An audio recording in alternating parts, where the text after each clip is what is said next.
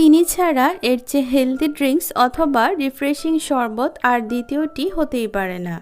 আর এই ড্রিঙ্কসে আমি এমন স্পেশাল কিছু অ্যাড করব যার ফলে আপনাকে এখানে কোনো প্রকার চিনির প্রয়োজনই পড়বে না। সারাদিন রোজা রাখার পর নানান রকমের ভাজা পোড়া খেয়ে আর চিনি দিয়ে শরবত খেয়ে আমাদের শরীরের অবস্থা একদমই নাজেহাল হয়ে যায়। তবে এই শরবত খাওয়ার পর আপনি রিফ্রেশিং এবং এনার্জেটিক ফিল করবেন।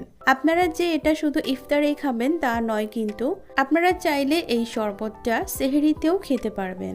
আশা করছি আপনাদের কাছে আমার আজকের রেসিপিটি ভালো লাগবে। চলুন কথা না বাড়িয়ে রেসিপিতে চলে যাই। আমি চিনি ছাড়া যে হেলদি ড্রিঙ্কসটা তৈরি করব সেই জন্য প্রথমেই এখানে নিয়েছি আমি কিছু কাঠবাদাম।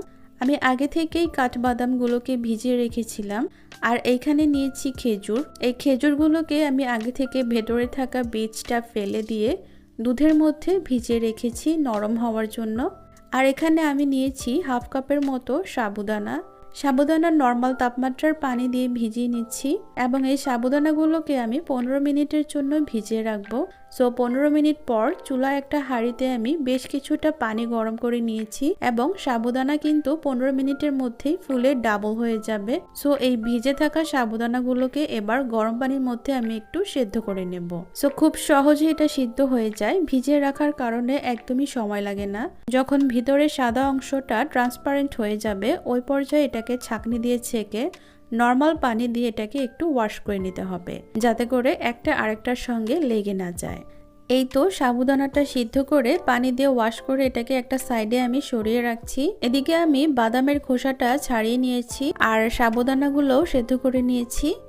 এবার একটা ব্লেন্ডার জাগে আমি প্রথমে দিয়ে দিচ্ছি দুধে ভিজানো খেজুরগুলো, এরপর দিচ্ছি ভিজিয়ে রাখা বাদামগুলোকে।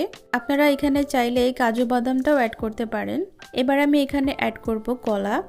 খেজুর, বাদাম আর কলার কম্বিনেশনে একটা হেলদি ড্রিঙ্কস তৈরি করে যদি ইফতার টেবিলে রাখেন তাহলে শরীর ও মন দুটোই ভালো হয়ে যাবে। আজকের এই শরবতে আমি কোনো প্রকার পানি ব্যবহার করব না, তাই এখানে আমি দিয়ে দিচ্ছি আগে থেকে জাল করে রাখা দুধ। আমি দুধটাকে জাল করে ঠান্ডা করে নিয়েছি। এবার আমি সবকিছু একসাথে ব্লেন্ড করে নেব। খুব ভালো করে মিক্স করে নিতে হবে, 1 থেকে 1.5 মিনিট মিক্স করলেই হবে।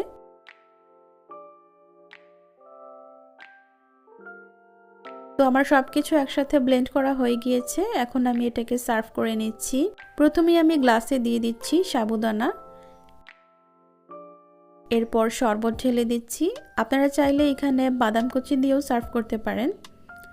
নর্মাল ফ্রিজে রেখে একটু ঠান্ডা করে ঠান্ডা ঠান্ডা পরিবেশন করতে পারেন। আবার চাইলে আইস কিউব দিয়েও এটা সার্ভ করলে এটা খেতে আরও বেশি মজার হয়ে থাকে। খুবই রিফ্রেশিং একটা ড্রিঙ্কস, আর কোনো ধরনের চিনি নাই, সুগার ফ্রি। সো আশা করছি আপনাদের কাছে রেসিপি ভালো লেগেছে।